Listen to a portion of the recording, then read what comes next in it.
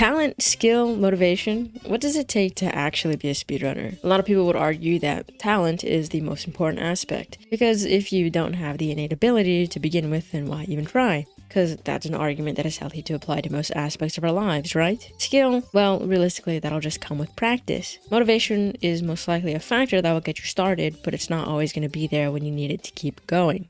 Honestly, the first thing you need to do is figure out a goal. This can be something as simple as, I just want to have fun with insert game here. Or it can be something as difficult as, I want the world record in insert game here. But it's important to understand what your goal is, because without that, then you can't take any steps forward. Now, all these reasons can fluctuate on your speedrunning journey, but it's good to have something to work towards in the beginning. Now, I'm not here to tell you the exact definition of a speedrunner, mostly because I think it can be boiled down to whether you attempt to run the game fast. Also, something that bugs me is people's obsession with leaderboards. I don't think they necessarily have to be an end goal for a runner. For example, I didn't submit any of my runs for Metroid Dread until about a year after I started playing, and it wasn't because I didn't feel it was worthy or anything, but it was because I never really felt it was important to me until I wanted to start being competitive with other people. I consider myself a Metroid Dread speedrunner, but I didn't feel it was important for a leaderboard to tell me that. Yeah, sure, it's cool, but it's not the ultimate deciding factor. And this is where your goal comes in. Obviously, if you want the world record, you're going to have to be on the leaderboard, but if you want to find people who enjoy the same things you do and have fun with the game, then that might not really be of any importance to you at all.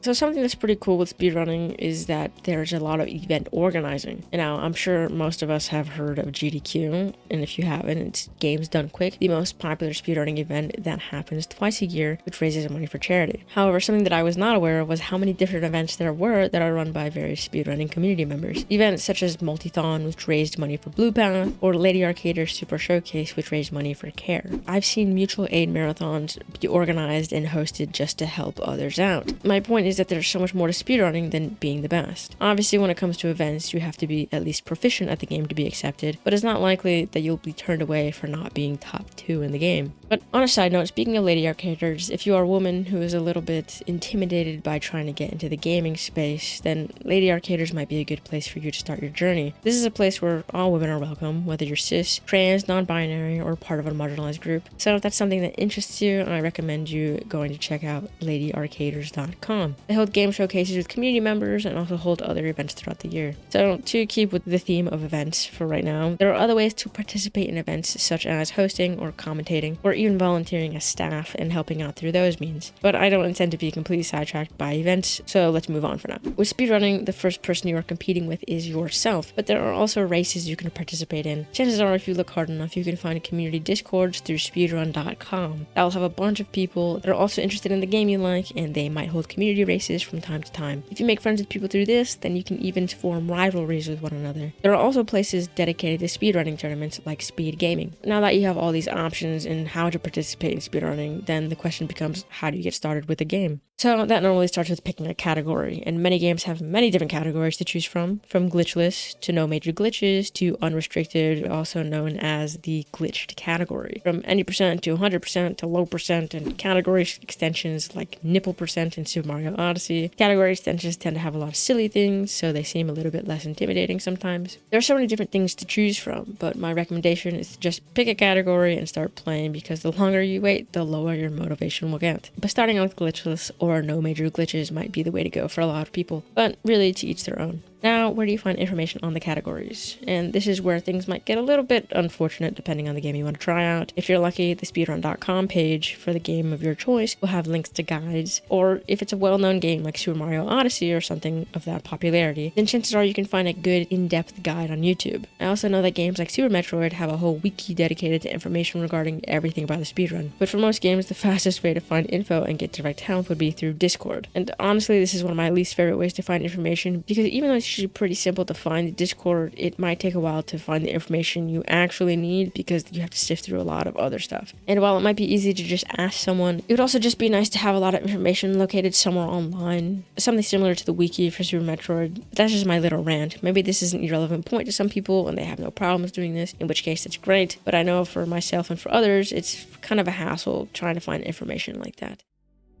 So now to answer the question of what does it take to be a speedrunner? Now I'm here to deliver the very boring answer of a willingness to try. Just learn the route you want to attempt, pick up the game, and play it.